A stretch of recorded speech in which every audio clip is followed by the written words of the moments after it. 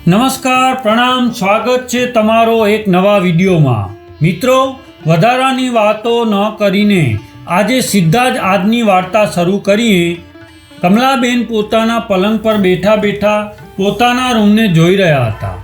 એના પતિનું અવસાન થયું એને આજે 1 વર્ષ થયું હતું। આજના દિવસે જ એની દુનિયા લૂંટાઈ ગઈ હતી। કાનજીભાઈ બિલકુલ સાજા નરવા હતા અને બધું જ સારી રીતે ચાલતું હતું। એ સવારે ઉઠ્યા અને પોતાના બધા જ કામો કર્યા। ત્યારબાદ કમલાબેને ચા બનાવીને આપી। ત્યારે એમણે ચા પીધી અને અચાનક જ એને છાતીમાં દુખાવો થવા લાગ્યો અને કંઈ કહેવા અથવા સાંભળવાનો પણ સમય ન મળ્યો। બસ 10 મિનિટમાં તો બધું ખતમ થઈ ગયું। કમલાબેનનો સુખી સંસાર ઉજળી ગયો। ઘરમાં જ એનું માથું એક બાજુ નમી ગયો હતો, છતાં પણ જલ્દી એને ડૉક્ટર પાસે લઈ ગયા। ત્યારે ડૉક્ટરે કહ્યું કે આનું અવસાન થયું છે, તમે આને ઘરે લઈ જાઓ। ત્યારબાદ કાનજીભાઈને ઘરે લઈ આવ્યા અને કમલાબેન તો જાણે શાનભાન બધું જ ભૂલી ગયા હતા। અચાનક જ આવું બધું થઈ ગયું હતું અને અચાનક બનેલી આવી ઘટના જોઈને કમલાબેનના પગ ધ્રુજી રહ્યા હતા। ત્યારે 2 જણાએ એને પકડી રાખ્યા અને તેઓ એને લઈને રૂમમાં લઈ ગયા। કમલાબેનને તો એવું લાગી રહ્યું હતું કે જાણે એના પગ જમીન પર ઢસડાઈ રહ્યા હોય। બસ 10 મિનિટમાં તો એની દુનિયા વેરાન થઈ ગઈ। કમલાબેને આવું ક્યારેય સપનામાં પણ વિચાર્યું નહોતું કે એને એના પતિ વગર જીવવું પડશે। એના પતિ જીવતા હતા ત્યાં સુધી તો એને કોઈ પણ પ્રકારનું ટેન્શન નહોતું। તેના પતિ કાનજીભાઈ કમલાબેનનું હંમેશા ધ્યાન રાખતા હતા। હવે કમલાબેન એકલા ઉદાસ થઈને રૂમમાં બેસી રહેતા હતા અને વિચારી રહ્યા હતા। ત્યારે જ એની મોટી વહુ આવી અને કહેવા લાગી કે મમ્મી, જમવાનું તૈયાર થઈ ગયો છે, તમે જમી લ્યો। ત્યારે એ જમવા માટે બહાર આવ્યા અને જોયું કે થાળીમાં 2 સૂકી રોટલી અને થોડું કોરું શાક હતું। જ્યારે કાનજીભાઈ જીવતા હતા ત્યારે ઘરમાં શાકની સાથે હંમેશા દાળ ભાત બનતા હતા અને દહીં તો એને ખૂબ જ ભાવતું હતું। થાળીમાં જ્યાં સુધી દહીં ન હોય ત્યાં સુધી એ જમતા નહીં અને સૂકી રોટલી તો એમને ક્યારેય ખાધી જ નહોતી। પરંતુ આજે એની થાળીમાં બધું જ ગાયબ થઈ ગયું હતું, કેમ કે હવે બધું દીકરાઓના હાથમાં આવી ગયું હતું। કમલાબેનને 2 દીકરા હતા અને બંને દીકરાઓની સાથે જ રહેતા હતા। બંને દીકરાઓના વિવાહ થઈ ગયા હતા અને બંને દીકરાના ઘરે પણ એક દીકરો હતો। કમલાબેનના મોટા દીકરાનું નામ નરેશ હતું અને નાના દીકરાનું નામ અજય હતું। બંને દીકરા નોકરી કરતા હતા। બંને દીકરાનું રસોડું અલગ હતું। એક વહુ બપોરનું જમવાનું આપતી તો બીજી વહુ સાંજનું જમવાનું આપતી હતી। બંને વહુઓ કમલાબેનને ક્યારેય કંઈ કહેતી નહીં। બંને દીકરા પણ કમલાબેનને કહેતા નહીં। તેઓ ઓફિસેથી આવીને સીધા પોતાના રૂમમાં જતા રહેતા। જ્યારે પણ આવતા તો એના હાથમાં કંઈક ને કંઈક સામાન જરૂર રહેતો અને એ સામાન લઈને દીકરાઓ સીધા એના રૂમમાં જતા રહેતા। બંને વહુમાંથી એકે વહુ ક્યારે પણ સાસુ પાસે 2 ઘડી બેસતી નહીં, તો પછી એની સાથે વાત કરવાની તો વાત જ દૂર રહી। તેઓ હંમેશા પોતાના રૂમમાં જઈને બેસી રહેતી અને જરૂર પડે તો જ રૂમની બહાર આવતી। બંને દીકરાઓ ખાવા પીવાનો સામાન છુપાવીને લાવતા હતા અને સીધા જ લઈને પોતાના રૂમમાં જતા રહેતા। મા તો હંમેશા એવી આશા રાખીને બેસી રહેતી કે મારા દીકરાઓ મારી પાસે આવીને 2 ઘડી વાતો કરશે, પરંતુ માની આવી આશા જ રહી જતી। બંને દીકરાઓ તો પોતાની મા પાસે આવવાના બદલે છુપાઈને સારું ખાતા રહેતા અને માના ભાગમાં તો બસ 2 સૂકી રોટલી અને શાક આવતું હતું। થાળીમાં પડેલી 2 સૂકી રોટલી અને શાક ખાઈને કમલાબેન પોતાના રૂમમાં આવી ગયા અને ખબર નહીં કેમ પણ આજે એને ખૂબ રડવું આવી રહ્યું હતું, કેમ કે ઘરમાં કોઈ પણ વ્યક્તિ એની સાથે વાત પણ નહોતું કરતું અને આ ઘરમાં કમલાબેન સાથે જે થઈ રહ્યું હતું એ બધું તો કોઈ પણ વ્યક્તિ ફક્ત અનુભવ કરી શકે છે, પરંતુ કોઈને કંઈ પણ કહી નથી શકતું। બંને વહુના રૂમની બહાર ફળ અને ડ્રાયફ્રૂટના ફોતરા પડેલા જોઈને કમલાબેનને ખૂબ જ અફસોસ થતો કે ઘરમાં બધી જ વસ્તુઓ ખવાય છે, પરંતુ એક મા માટે કંઈ નથી. આજે એને કાનજીભાઈની ખૂબ યાદ આવી રહી હતી અને જ્યારે એને કાનજીભાઈનો કબાટ ખોલ્યો અને એની બધી જ વસ્તુઓ જોવા લાગ્યા, એના કપડાં, એના ચશ્મા, એના ફોટા, ત્યારે એની નજર કબાટમાં રહેલી એક ફાઇલ પર પડી અને એ ફાઇલ કાનજીભાઈની પર્સનલ ફાઇલ હતી. આ ફાઇલને તેઓ ક્યારેક કોઈના હાથમાં દેતા નહીં. હવે કમલાબેન આ ફાઇલને ઉપાડીને પોતાની છાતીએ લગાવીને ખૂબ રડવા લાગ્યા અને મનમાં ને મનમાં વિચારવા લાગ્યા કે તમે જીવતા હોત તો મને આ ફાઇલને હાથ પણ ન લગાવવા દીધો હોત અને આજે હું તમારી બધી જ વસ્તુઓને કેવી રીતે અડી રહી છું. આજે મને કોઈ રોકવાવાળું નથી. આવું વિચારીને તે વધારે રડવા લાગ્યા અને રડતા રડતા એમને ફાઇલ ખોલીને જોયું તો ફાઇલની અંદર અમુક પેપરો હતા અને એક કવર હતું. કમલાબેને એ કવર ખોલ્યું તો એમાંથી પણ થોડા પેપર નીકળ્યા અને એક પત્ર મળ્યો. એટલે તેઓ પત્ર ખોલીને વાંચવા લાગ્યા તો એમાં એવું લખ્યું હતું કે પ્રિય કમલા, જો તું આ પત્ર વાંચી રહ્યું હોય તો એનો મતલબ એ છે કે હું આ દુનિયામાં નથી રહ્યો. આ પત્ર એક કાગળનો ટુકડો જરૂર છે, પરંતુ આમાં આપણા બંનેના જીવનની સુંદર પળો છે જે આ કાગળમાં દર્શાવી ન શકાય. આ કાગળનો ટુકડો મારા હૃદયનો અરીસો છે. જ્યારે તું આને વાંચીશ તો તને આપણા જીવનની સુંદર પળોનો અહેસાસ થશે. કમલા, હું તને ખૂબ જ પ્રેમ કરું છું. જીવનની આ મુસાફરીમાં તે મારો ખૂબ જ સારી રીતે સાથ આપ્યો છે અને ખૂબ સ્નેહ આપ્યો છે.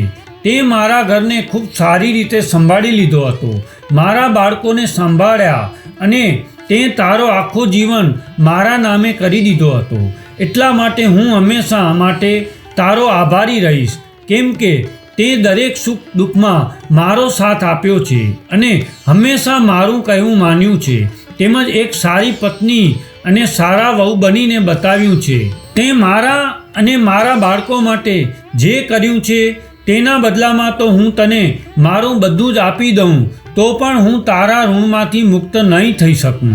એટલા માટે જતાં જતાં મારા કાળજાનો નાનો એવો ટુકડો તને સોંપીને જઈ રહ્યો છું.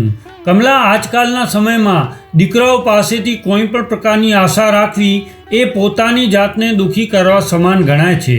એટલે કદાચ એવું બની શકે છે કે મારા ગયા બાદ આપણા દીકરાઓ તારું ધ્યાન રાખે, પણ જો એમને એવું ન કર્યું તો તારું શું થશે? એટલે મને એવું લાગે છે કે દીકરાઓને બધી જ વાતો જણાવવી જરૂરી નથી, પરંતુ તારાથી હું કંઈ પણ છુપાવી નથી શકતો. એટલે તને જણાવતો જાઉં છું કે ગામડે આપણી જમીન હતી જેના વિશે આપણા દીકરાઓને ખબર નથી અને એ જમીન વેચીને મેં એક પ્લોટ લીધો છે અને એ પ્લોટ મેં તારા નામે કર્યો છે અને એના પેપર તને આ પત્રની સાથે મળી જશે. મારા ગયા બાદ જો આપણા દીકરાઓ સરખી રીતે ધ્યાન રાખે અને સારી રીતે સાચવતા હોય તો આ પ્લોટ તું એને આપી દેજે, અને જો એ બંને દીકરાઓ તારું ધ્યાન ન રાખતા હોય તો આ પ્લોટ એને ન આપતી અને આ પ્લોટ વેચીને તું તારું જીવન આરામથી જીવી શકીશ. મારા ગયા બાદ તારે ડરવાની અથવા ગભરાવાની અને રડવાની કોઈ જરૂર નથી. હું દુનિયામાં ન રહીને પણ હંમેશા તારી સાથે જ રહીશ, કેમ કે જે સ્ત્રી બાળકને જન્મ આપીને આ દુનિયામાં લાવી શકે છે એ સ્ત્રી કંઈ પણ કરી શકે છે. એટલે તું ખુદને ક્યારેય કમજોર ન સમજતી અને હિંમતથી કામ લેજે અને તારું બાકીનું જીવન સારી રીતે આરામથી જીવવાની કોશિશ કરજે. તું બધું જ કરી શકે છે. કમલા, જ્યારે તું બાળકોને ઉછેરીને મોટા કરી શકે છે તો તું દુનિયાનું દરેક કામ કરી શકે છે. મને ખબર છે કે આ પત્ર વાંચીને તારી આંખોમાંથી આંસુ આવતા હશે. તું આ પત્ર વાંચતી વખતે જરા પણ રડીશ નહીં અને તારા આંસુ લૂછી લેજે અને તું તારું જીવન ખૂબ જ સારી રીતે જીવીશ. ત્યારે જ મારા આત્માને શાંતિ મળશે. હું હંમેશા તારી સાથે જ છું. પત્ર વાંચીને કમલાબેને પત્રને પોતાની છાતીએ લગાવીને ખૂબ જ રડવા લાગ્યા અને થોડા સમય બાદ આંસુ લૂછીને એમને પોતાની અંદર એક નવી ઉર્જાનો સંચાર થયો હોય એવો મહેસૂસ કર્યું. એને એવું લાગી રહ્યું હતું કે જાણે ને અંદર ઘણું બધું સાહસ અને હિંમત આવી ગઈ હોય. ત્યારબાદ કમલાબેને એ પ્લોટના પેપરોને સાચવીને રાખી દીધા. બીજા દિવસે કમલાબેન પોતાના ભાઈના ઘરે ગયા, જે એક વકીલ હતા. ભાઈના ઘરે જઈને એમને પ્લોટના પેપર ભાઈને બતાવ્યા. પેપર એકદમ બરાબર હતા. ત્યારબાદ કમલાબેન એના ભાઈ સાથે પોતાનો પ્લોટ જોવા ગયા. પ્લોટ પોશ એરિયામાં હતો, એટલે પ્લોટની કિંમત હવે કરોડોમાં હતી અને પ્લોટ પણ ઘણો મોટો હતો. એટલે કમલાબેને પોતાના ભાઈની સલાહ લીધી. ત્યારે એના ભાઈએ સલાહ આપી કે આવડા મોટા પ્લોટનો થોડોક ભાગ વેચીને બાકી રહેલા પ્લોટ પર તમે નીચે દુકાનો બનાવી શકો છો અને ઉપરની બાજુ ઘર બનાવી શકો છો. દુકાનો ભાડે આપીને એમાંથી જે ભાડું આવે એનાથી તમારું ગુજરાન ખૂબ સારી રીતે થઈ જશે. હવે કમલાબેનને એના ભાઈની વાત ખૂબ પસંદ આવી ગઈ અને ત્યારબાદ કમલાબેન પાછા ઘરે આવી ગયા. હવે એની અંદર ઘણું બધું સાહસ આવી ગયો હતો. હવે એને જરાય પણ ડર નહોતો લાગી રહ્યો. એના પતિએ આ દુનિયામાં ગયા બાદ પણ એને ખૂબ જ હિંમત આપી હતી. હવે ઘરે આવીને સાંજે કમલાબેને પોતાના બંને દીકરાઓને બોલાવ્યા અને કહ્યું કે હું જાણું છું કે તમારી કમાણી એટલી બધી નથી અને મારો ખર્ચો પણ તમારા ઉપર છે, પરંતુ મારે ભોજન પાણી સિવાય પણ થોડા પૈસાની જરૂર હોય છે. એટલે મારા ખર્ચા માટે તમે બંને મને દર મહિને થોડા રૂપિયા આપશો તો હું મારી દવાઓ અને બીજો પરચુરણ ખર્ચો પૂરો કરી શકું છું. ત્યારે બંને દીકરાઓએ એવું કહ્યું કે એટલા રૂપિયા ક્યાં વધે છે માં, કે અમે તમને દર મહિને આપી શકીએ. રાશન, પાણી, દૂધ, લાઇટ બિલ અને બીજા ખર્ચા અને બાળકોની સ્કૂલની ફી, આ બધા ખર્ચા કરવામાં જ અમારો પગાર તો પૂરું થઈ જાય છે. એટલે અમે તમને અલગથી રૂપિયા નહીં આપી શકીએ. ત્યારે કમલાબેન બોલ્યા, ઠીક છે દીકરા, કંઈ વાંધો નહીં. તમારા બંને પાસે ન હોય તો કંઈ વાંધો નહીં, પણ મારે ખર્ચા માટે થોડા રૂપિયા તો જોઈએ છે અને એના માટે મારે કંઈક ને કંઈક કરવું પડશે. અને આમ પણ એક જગ્યાએ મને બાળકોને સંભાળવાનું કામ મળી રહ્યું છે, કેમ કે એ બંને લોકો નોકરી કરે છે. એટલે હું સવારે જતી રહીશ અને સાંજે પાછી આવી જઈશ. મારો સમય પણ પસાર થઈ જશે અને પૈસા પણ મળી જશે અને આવી રીતે હું મારો ખર્ચો પણ આરામથી કાઢી શકીશ. અને એ લોકો તારા મામાના ઓળખીતા છે. એટલે બંને દીકરાઓએ કહ્યું કે ઠીક છે માં, જો મામાએ કહ્યું હોય તો તમે જઈ શકો છો. આટલું કહીને બંને દીકરાઓ જતા રહ્યા. હવે કમલાબેન રોજ સવારે ઘરેથી નીકળી જતા અને સાંજે પાછા આવતા. એમને પોતાના પ્લોટનો થોડોક ભાગ વેચી નાખ્યો અને બાકીના પ્લોટમાં પોતાની નજર સામે બધું કામ કરાવવા લાગ્યા. થોડા દિવસોમાં બાંધકામ પૂરું થઈ ગયું અને નીચે દુકાનો બની ગઈ, તેમજ ઉપર ઘર પણ બની ગયું અને બાકીનું બધું જ કામ પણ એના ભાઈએ કમ્પ્લીટ કરાવી દીધું. કમલાબેનનું એક ખૂબ જ સુંદર ઘર બનીને તૈયાર થઈ ગયું હતું અને નીચેની દુકાનો એમણે ભાડે આપી દીધી અને દુકાનના ભાડાના જે રૂપિયા મળવા લાગ્યા એનાથી તેમણે પોતાનો ખર્ચો કાઢવાનું શરૂ કરી દીધું. અને કદાચ જો આ પ્લોટ વિશે કમલાબેને પોતાના દીકરાઓને પહેલાંથી જણાવી દીધું હોત તો એ બંને દીકરાઓએ આ પ્લોટને અડધો વેચી લેત અને કમલાબેન એક રૂપિયા માટે લાચાર થઈ ગયા હોત. દીકરાઓના આટલા બધા ખર્ચા હોય છે તો શું વૃદ્ધ મા બાપના કોઈ ખર્ચા નથી હોતા? હકીકત તો એ છે કે વૃદ્ધાવસ્થામાં તો ખર્ચા વધારે વધી જાય છે, કેમ કે એને રોજ દવાઓ લેવી પડે છે અને ફળ ફ્રૂટ ખાવા પડે છે, તેમજ પોતાનું સારી રીતે ધ્યાન રાખવું પડે છે. પરંતુ આજના સમયમાં તેનાથી બિલકુલ વિપરીત અસર થાય છે અને વૃદ્ધાવસ્થામાં વૃદ્ધોના ખર્ચા ખતમ કરી નાખવામાં આવે છે. કમલાબેને એ દિવસે એટલા માટે એના દીકરાઓ પાસે ખર્ચાની વાત કરી હતી, કેમ કે જો એના દીકરાઓ ખર્ચો આપવા માટે તૈયાર થઈ જાય તો એ પ્લોટ વિશે એને બધું જ કહી દેવાના હતા. પરંતુ દીકરાઓએ ખર્ચો આપવાની ના પાડી દીધી.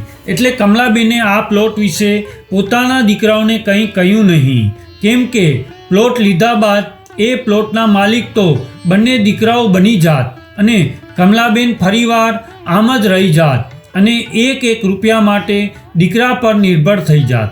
એના દીકરાઓએ તો ખર્ચો ન આપીને ઉલટાનું એની માને કામ કરવાનું કહી દીધું. આવા સંતાનો પાસેથી બીજી શું આશા રાખી શકાય? એક દિવસ રવિવારનો દિવસ હતો અને બંને દીકરાઓ ઘરે હતા. એટલે કમલાબેને પોતાના બંને દીકરાઓને કહ્યું કે તમે બંને મારી સાથે ચાલો, મારે તમને કંઈક બતાવવું છે. ત્યારે બંને દીકરાઓ કહેવા લાગ્યા કે શું બતાવવું છે માં? ત્યારે માએ કહ્યું કે તમે બધા મારી સાથે ચાલો, ત્યાં જઈને તમને બધી જ ખબર પડી જશે. માની વાત સાંભળીને બંને દીકરાઓ પોતાની પત્નીઓને સાથે લઈને મા સાથે નીકળી ગયા. ત્યારે કમલાબેન એના આખા પરિવારને પોતાના નવા ઘરે લાવ્યા, જે ઘર એને પોતે બનાવ્યું હતું. કમલાબેન જ્યારે ત્યાં પહોંચ્યા ત્યારે એ ઘરમાં બે વૃદ્ધ દંપતી અને કમલાબેનના ભાઈ બેસેલા હતા. આ જોઈને એના બંને દીકરાઓએ પૂછ્યું કે માં, આ ઘર કોનું છે અને મામા અહીં શું કરી રહ્યા છે અને આ લોકો કોણ બેઠા છે? એટલે કમલાબેને કહ્યું કે દીકરા, આ ઘર મારું છે. આ સાંભળીને બંને દીકરાઓ ચોંકી ગયા અને કહેવા લાગ્યા કે તમારું ઘર? માં, આ તમે શું કહી રહ્યા છો? આ ઘર તમારી પાસે ક્યાંથી આવ્યો? તમને કોણે આપ્યું? ત્યારે કમલાબેને કહ્યું કે આ ઘર મને તારા પિતાજીએ આપ્યો છે. તમારા પિતાજીને પહેલાંથી જ અંદાજો આવી ગયો હતો કે જો તેઓ મારા પહેલાં આ દુનિયા છોડીને જતા રહેશે તો તમે લોકો તમારી મા સાથે આવું જ વર્તન કરવાના છો. તમે તમારી માને એક રૂપિયા માટે તરસાવવાના છો. એટલે જ તમારા પિતાજીએ મારા માટે આ પ્લોટ લઈને રાખ્યો હતો અને હું રોજ ક્યાંય કામ કરવા નહોતી જતી, પરંતુ હું મારા આ પ્લોટ પર આવતી હતી અને મેં આ પ્લોટનો થોડો ભાગ વેચીને નીચેની દુકાનો બનાવડાવી અને ઉપર ઘર બનાવડાવ્યું છે. મેં તમને બંનેને મારા ખર્ચા માટે કહ્યું હતું, પરંતુ તમે બંને ચોખ્ખી ના પાડી દીધી. અને જો તમે બંને ભાઈઓએ એ સમયે મને ખર્ચો આપવા માટે તૈયાર થઈ ગયા હોત તો હું આ પ્લોટ તમને બંનેને આપી દે. પરંતુ મને અફસોસ એ વાતનો છે કે તમારા દિલમાં તો તમારી મા માટે જરા પણ લાગણી નહોતી. તમે બંને ભાઈઓએ તો ઉલટાના તમારા ખર્ચાઓ મને ગણાવી દીધા. તમે લોકો તમારા પોતાના બધા જ ખર્ચા તો પૂરા કરો છો, પરંતુ જો માને ક્યારેક થોડાક પૈસા આપવાના થાય તો તમારી પાસે પૈસા ઘટે છે. પૈસા તો ઘણી દૂરની વાત છે, પરંતુ તમારી પાસે તો તમારી માને આપવા માટે થોડો સમય પણ નથી રહ્યો. આખો દિવસ હું એકલી બેસી રહું છું અને વહુઓને તો શું કહેવું, જ્યારે તમે બંને તો મારા પોતાના સંતાન થઈને મારી સાથે વાત પણ નથી કરતા. હું તો તમારી માં છું અને મેં 9 મહિના તમને બંનેને પેટમાં રાખ્યા હતા, પરંતુ જ્યારે તમારી વૃદ્ધ માને તમારા થોડા સમયની જરૂર હતી તો એ પણ તમે લોકો મને ન આપી શક્યા. દીકરા, તમને ક્યારે એવો વિચાર ન આવ્યો કે તમારી માને પણ નાની મોટી વસ્તુઓની જરૂર પડે છે તો એને પણ ક્યારેક પૂછી લઈએ અને 2 ઘડી એની પાસે બેસીને મા સાથે થોડી વાત કરી લઈએ? તમને એવું ન લાગ્યું કે તમારી વૃદ્ધ માતા તમને શું કહેવા માંગતી હશે? દીકરા, તમને તો પોતાના જ સંસારમાંથી નવરાશ નથી મળતી તો તમે તમારી વૃદ્ધ મા પાસે શું આવવાના? એ તો સારું થયું કે તારા પિતાજી એના અવસાન પહેલાં મારા માટે આ બધી વ્યવસ્થા કરીને ગયા હતા. એટલે હવે હું તમારા બંનેમાંથી એકે પર નિર્ભર નથી રહી. મારી પણ અમુક ઈચ્છાઓ છે અને મારે પણ એક આશરાની જરૂર છે, જે આશરાની મેં તમારી પાસેથી આશા રાખી હતી, પરંતુ એ તો તમારી પાસેથી ન મળ્યો. અને આ લોકો જેને તમે અહીં બેસેલા જોઈ રહ્યા છો એ પણ એ જ લોકો છે જેના સંતાનોએ એને ઘરેથી કાઢી તો નથી મૂક્યા, પરંતુ એનું વર્તન એવું હતું કે મારા પિતાને ઘરમાં રહેવાની મુશ્કેલ થઈ ગયું હતું અને એની પાસે બીજો કોઈ રસ્તો નહોતો. એટલે હવે અમે જ એકબીજાનો સહારો છીએ, અમે જ એકબીજાના સુખ દુઃખના સાથી છીએ. એટલે મેં નક્કી કર્યું છે કે મારા ઘરમાં મારી સાથે મારા જેવા જ જે પોતાના સંતાનો કે દુઃખી થયેલા અને નિરાશ થયેલા લોકો હશે એવા બધા જ લોકો આ ઘરમાં રહેશે.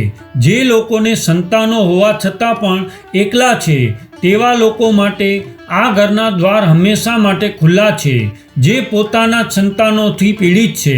કમલાબેનની વાતો સાંભળીને એના દીકરાઓ અને વહુઓ એની પાસે માફી માંગવા લાગ્યા અને કહેવા લાગ્યા કે અમારાથી ખૂબ મોટી ભૂલ થઈ ગઈ છે. અમે અમારી જિંદગીમાં એટલા બધા વ્યસ્ત થઈ ગયા હતા કે અમે એ પણ ભૂલી ગયા કે અમારી પણ એક માં છે જેમણે અમને જીવન આપ્યું છે. આટલું કહીને દીકરાઓ કમલાબેનને પોતાની સાથે રહેવા માટે મનાવવા લાગ્યા, પરંતુ કમલાબેન એવું કહી દીધું કે બેટા, તમને બંનેને મેં માફ કરી દીધો છે અને તમે બંને તમારા સંસારમાં ખૂબ ખુશ રહો અને હું મારી આ નાનકડી દુનિયામાં ખુશ રહીશ. દીકરા, હવે આ જ મારો સંસાર છે અને મારા જીવનના જેટલા દિવસો વધ્યા છે એ હું અહીંયા જ રહીને વિતાવવા માંગુ છું અને આ લોકો સાથે રહેવા માંગુ છું. કમલાબેનની વાતો સાંભળીને ત્યાં બેસેલા વૃદ્ધ દંપતી તથા તેના દીકરાઓની આંખોમાંથી આંસુ આવી ગયા. ત્યારે કમલાબેનના ભાઈ બોલ્યા કે હું મારી બહેનના આ નિર્ણયનું સન્માન કરું છું અને મારી બેને જે કાંઈ પણ કર્યું છે એ ખૂબ સારું કર્યું છે. આ વાત સાંભળીને ત્યાં હાજર રહેલા બધા જ લોકો કમલાબેનનું તાળીઓ વગાડીને સન્માન કરવા લાગ્યા. આવી રીતે કમલાબેન પોતાના ઘરમાં સંતાનોના વર્તનથી દુઃખી થઈ રહેલા લોકો સાથે રહીને પોતાનું જીવન વિતાવવા લાગ્યા અને બધા જ લોકો એકબીજાનો સહારો બનીને એકબીજાને સાચવવા લાગ્યા. મિત્રો, આપણા આજના સમાજની આ હકીકત છે કે સંતાનો માતા પિતાને ઘરમાંથી બહાર નથી કાઢતા, પરંતુ એને ઘરમાં જ રાખીને એક કેદી જેવું જીવન જીવવા મજબૂર કરે છે. આવા સમયે વૃદ્ધ માતા પિતા પોતાનું દુઃખ કોઈને કહી નથી શકતા અને આવી રીતે જ મજબૂર થઈને પોતાનું જીવન પૂર્ણ કરે છે. તો મિત્રો, આ વાર્તા સાંભળવાવાળા દરેક લોકોને અમારી નમ્ર વિનંતી છે કે તમારા વૃદ્ધ માતાને સાચા મનથી સાચવજો અને બની શકે એટલી સેવા કરજો, કારણ કે સંતાનો માટે માતા પિતાથી મોટું કોઈ નથી હોતું. મિત્રો, આજની વાર્તા તમને કેવી લાગી કોમેન્ટમાં જરૂર જણાવજો અને જો પસંદ આવી હોય તો શેર કરજો અને આપણી ચેનલ ઉપર નવા હો તો આપણી ચેનલને જરૂરથી સબસ્ક્રાઈબ કરજો. જય શ્રી કૃષ્ણ.